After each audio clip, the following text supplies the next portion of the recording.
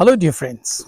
Welcome to this program, Moments with God, where I share with you my simple and humble reflections in an informal way on the daily Mass readings and sometimes on the saints in the Catholic Church who have lived a very inspiring life and who continue to inspire thousands of people. And therefore, my hope is that you are also inspired either by the lives of the saints or by the words of Jesus in the Gospel or from the Bible in the Old Testament, and that this may reverberate with your inner self and bring you to a closer contact with God, with the divine, and eventually even making a friendship with God.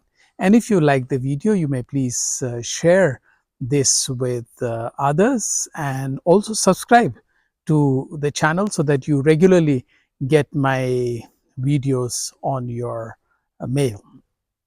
Thank you. Today, the 19th of August, the church remembers a saint who is not very popular, not very significant, but a good saint by name of Saint John Eudes. He's spelled as Eudes. So some would call him Eudes, but not Judas, but Eudes.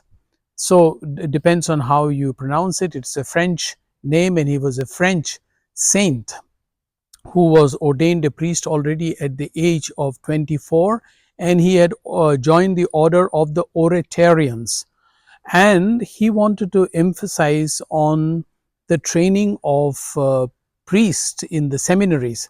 So with the approval of the superior general and all, he started seminary training, but the later superior general was not in favor of him, and so he had to close shop. But then he realized that actually that is the important thing to do, to train future priests through good seminaries.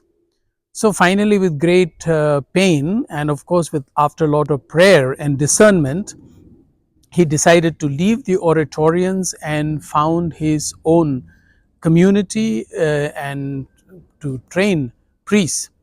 He had a special love for the heart of Immaculate Heart of Mary and for the Sacred Heart of Jesus. He promoted both of them for devotion. Then there was also a problem at that time of many prostitutes who were ladies, did not have anywhere to go, and he tried to find shelter but was not succeeding.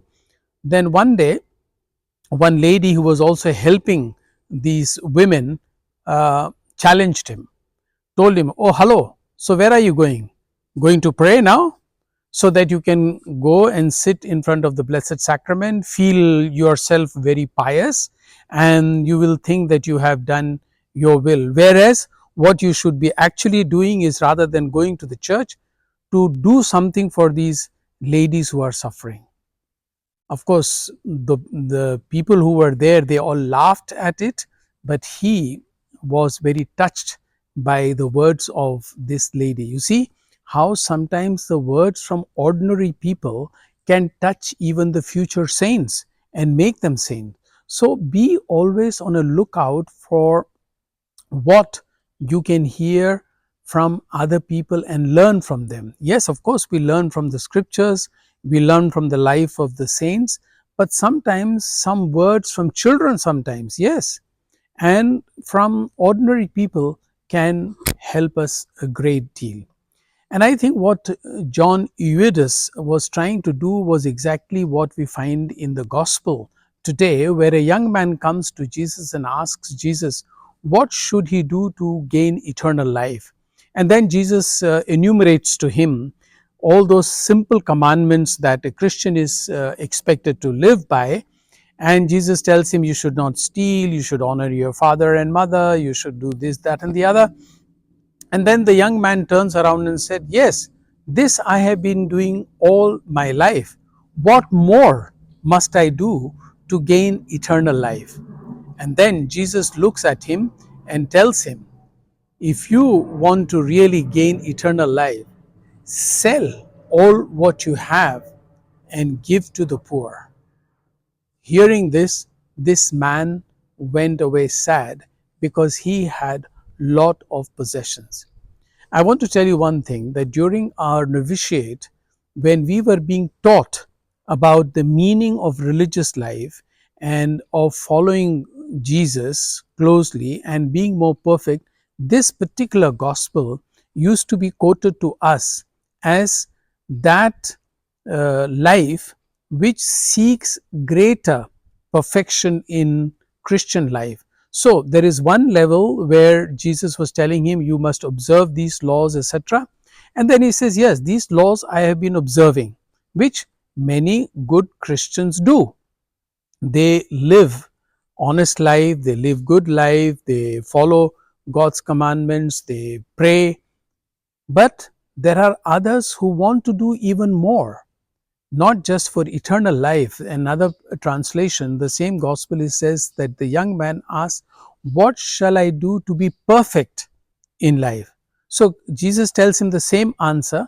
In one place it is he's saying, what shall I do to gain eternal life? At other place, what shall I do to be perfect? So in other words, you don't become perfect just by observing ordinary things of life. You, in order to be perfect, or in order to gain eternal life, actually what I say in the introduction to my video every day, to go deeper into our spiritual life, to go deeper in, become more conscious of what our thoughts are, what our actions are, what are the teachings of the church. Do they all come together, or the teaching of the church is one side, my own life is going in another direction? Of course, I do my prayers, I do the ordinary things that is expected of a good Christian, all that I do. But am I improving in my spiritual life? Am I really coming closer to God? Am I trying to be perfect? What are the efforts that I am making to know Jesus more, to love Jesus more? And actually, one important thing, what am I doing more to be conscious of God's love for me? Because it is not just by our efforts that we will come closer to God. It is also God's grace, God's love that I am able to accept and receive in my life, that will help me to be more perfect or to be a better Christian. And if you would like to subscribe to this channel, you may please do it now. I wish you all the very best. Thank you.